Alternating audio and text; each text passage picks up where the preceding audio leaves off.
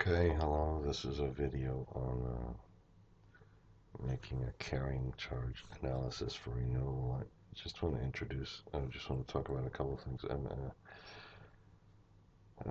in Paris today. Say BAC, Superman BAC.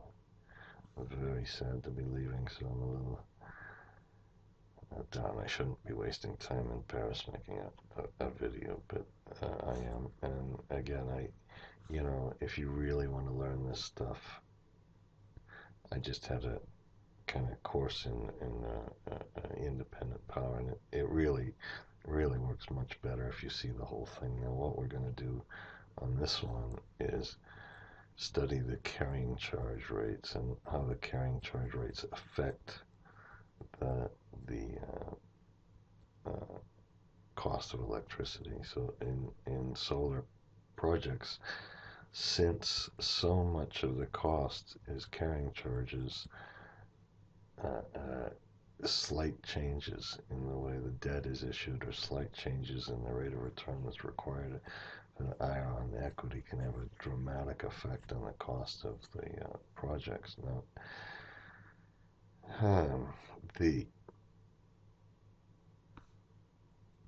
total cost of a solar project can be defined by how much it costs to build, what the capacity factor is, what the fixed O&M costs are.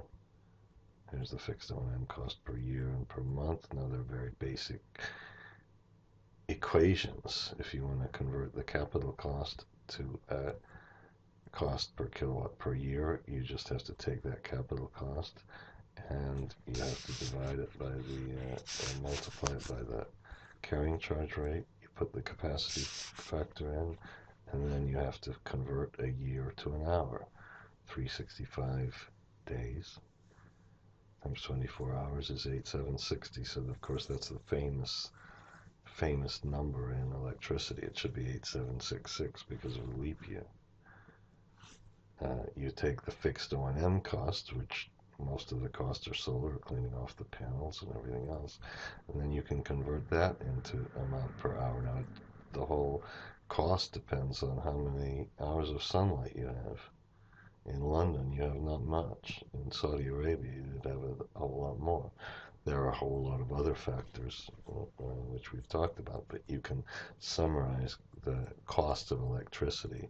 Its levelized cost is a really crappy number. I was going to say shitty, but it's crappy because it's the nominal cost over the whole lifetime of a project. You want to really compare it to what it is currently. Now, the carrying charge rate and the capacity factor are just about everything if you can get the cost down, if the cost is given out. I think what we should do is put some more recent costs in here. I'll put 1250. Is this a input? We should be pressing Shift Control C. Excuse me for that. And we can put 1250 for these. Now once we have these, so here's our cost of electricity. Now the big the number that's really the mysterious number in this whole calculation is the carrying charge rate. The carrying charge rate depends on what kind of profit you need or want.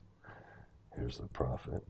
Depends on how much debt you have, the interest rate on the debt, the tenor of the debt, the taxes, how are you going to repay the debt. So really, in a sense, the more complicated part of the whole analysis is this. Now, if you look at this file, I'm putting this, I'm calling it carrying charge rates of renewable. You can kind of see what Elvis says about these things, okay? And I'm not going to go through all our data tables, but we have a little scenario analysis where we can make scenario 1, 2, 3, 4 with different carrying charge rates. And the second thing I'm not going to do now, once you have this, you have to make a little goal seek to figure out, well, how much EBITDA do I need if I have a different cost of capital to cover to give me a rate of return and pay off the bank and everything else. That's how it really works. You can go through this, and this has a little kind of tiny project finance model. It's not very long, is it?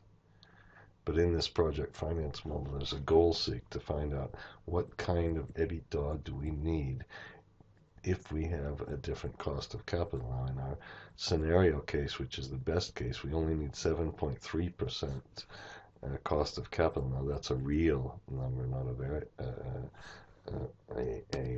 nominal number. Now, if I change the scenario to number 6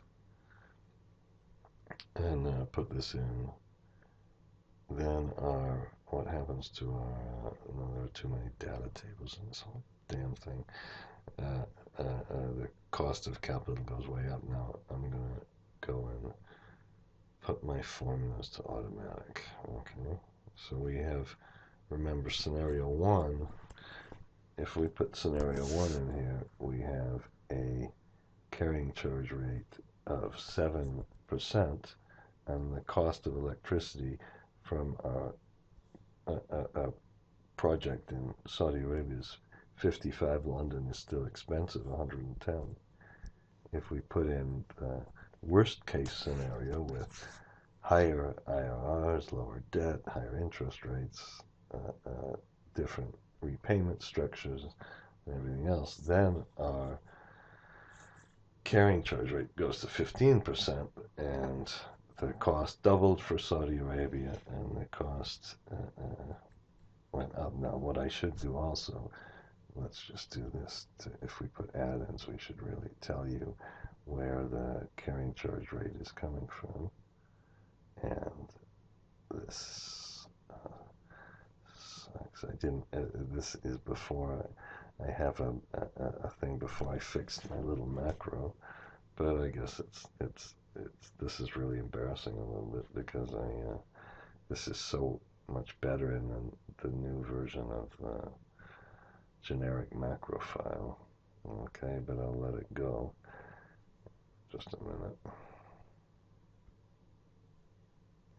Okay, that was a little embarrassing, but it wasn't really that bad. It shows you how much better the new generic macro is compared to the old. So if you haven't downloaded that recently, please take that down. It's got some good stuff. So this number, all I'm showing that this comes from the red tab. Okay, big deal. What's this one? Waterfall charts. Why did I do this? I think there's some problem with my waterfall chart now. What I did here was made a little scenario table. Now, here, in another video, okay, I showed you something I think really important, that we do not have to, if you really are careful, if you really do your programming well,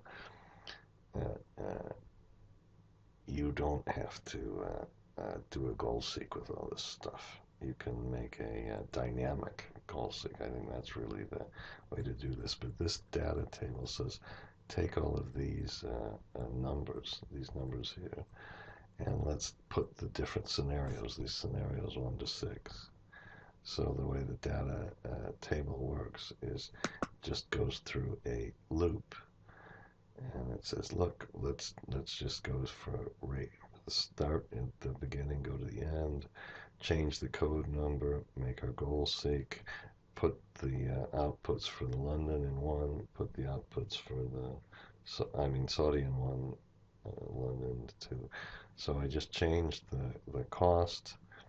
Let me change a couple of other things. I think what I did is put a really low ROE in it first. Maybe this should be 7. That's a little more. I don't know. Maybe this should be 12. Let's not make it quite as extreme. Okay, and maybe the interest rate, let's make it 3.5%. Let's say we really get some variable interest rates, and then let's say it goes up to 6%. Okay, and I think the lifetime of our project, where's the lifetime of our project? It's 25 years. Let's make it really aggressive, because I've seen this kind of stuff. Let's make this 23 years.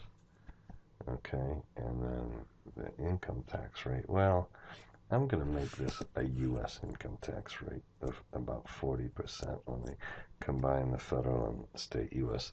tax law, just to show you the dramatic effect. And then this is the code for what kind of debt repayment we have. The first one has a regular level of equal installment, and the last one has sculpted.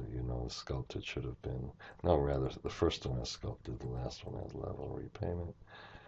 And these parameters simply are just parameters you need to get your little project finance working. Have different, and then we have, let's make it 2.5% inflation, make it a little more interesting. And this LCOE we're computing is the real LCOE. There's not even a word for that really, but that's the important number. So we're redoing this now. I'm probably going to turn this off, but it's going to go through this. It's just going to go through and compute each one of these with a new carrying charge rate. You can see it's kind of putting the new carrying charge rate. So if you have goal 6, that almost seems like it worked too fast. But so now we get all the way down to less than 5 cents. Amazing. And this in London, it's not such a good story. We get to 9.4 cents. But you can see the dramatic, and look at just the difference in the cost of capital assumptions doubled the impact. Now, what we can do here is take our best case, and then for the next case, we can just say, let's take the difference between the last case and this case. I should do it differently.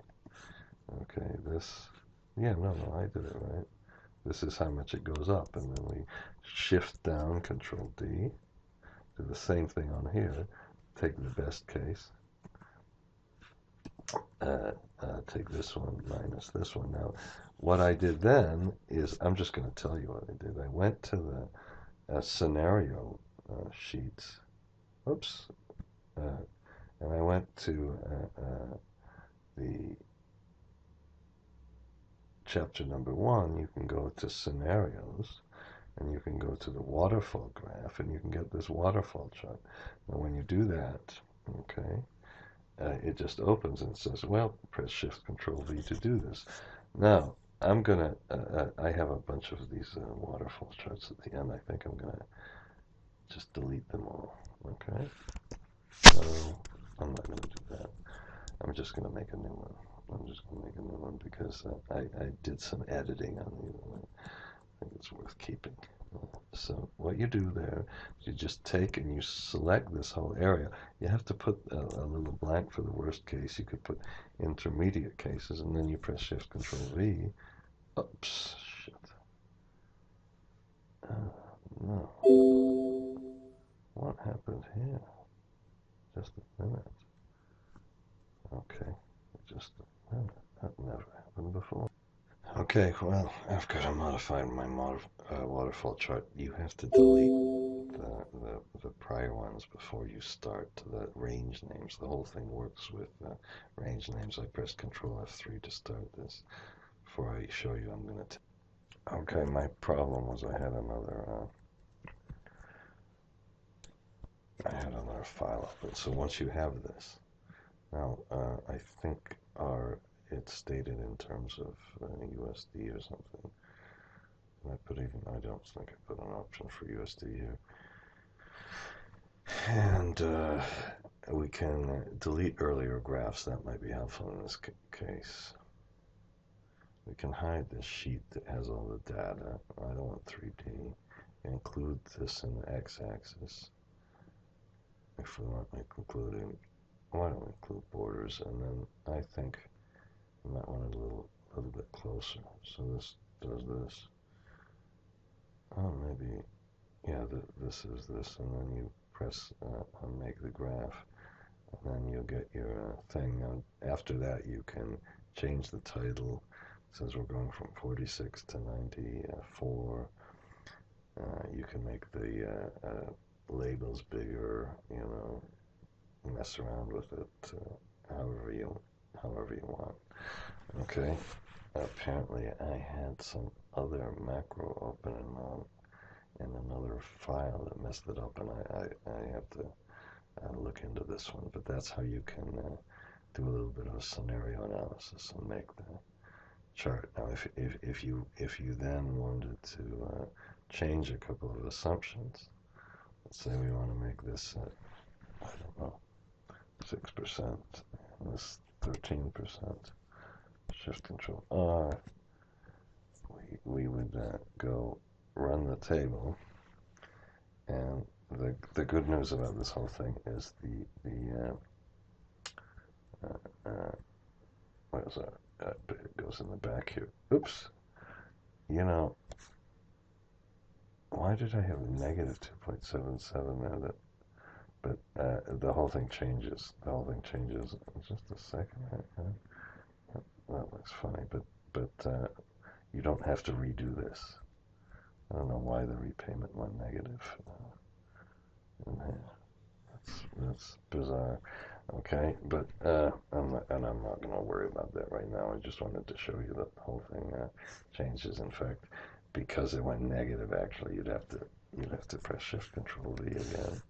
Oops, it says make the chart. I got to fix that so that doesn't give me the stupid debugs. But we can put this in. We should remember what we did. The reason why didn't it remember? It should have remembered it.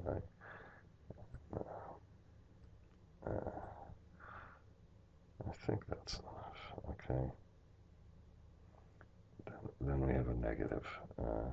We'd have to put a little different spacing in the chart, but that's not a big deal. Okay, and that's the end of this video.